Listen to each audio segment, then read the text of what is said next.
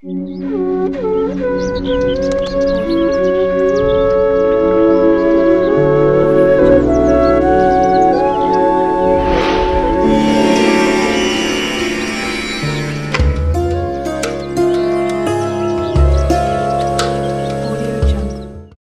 మంది వాస్తు ప్రకారం నడుచుకుంటారు.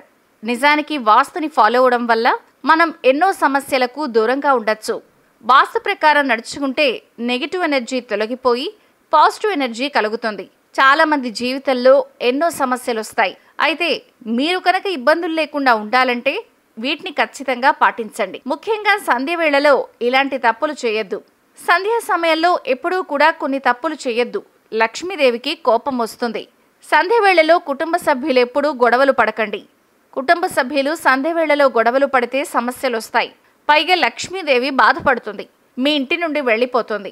సంధ్య వేళలో ఎవరైనా ఏదైనా సాయం కావాలని వచ్చి అడిగితే లేదనకుండా చేయడం మంచిది. ఖాళీ చేతులతో ఎవరిని పంపకండి. అలానే సంధ్య వేళలో తలుపులు క్లోజ్ చేసి ఉంచడం మంచిది కాదు. ఈ సమయంలో తలుపుల్ని తీసి ఉంచితే లక్ష్మీదేవి మీ ఇంట్లో ఉంటుంది. కాబట్టి ముఖద్వారాన్ని ఎప్పుడూ కూడా సంధ్య వేళలో మూసివేయకండి. సంధ్య వేళలో ఎప్పుడూ కూడా తులసి ఆకులను తుంచద్దు. ఇలా చేస్తే కూడా లక్ష్మీదేవికి కోపం వస్తుంది. అలానే ఎవరైనా సంధ్య వేళలో అప్పు అడిగితే మాత్రం ఇవ్వకండి.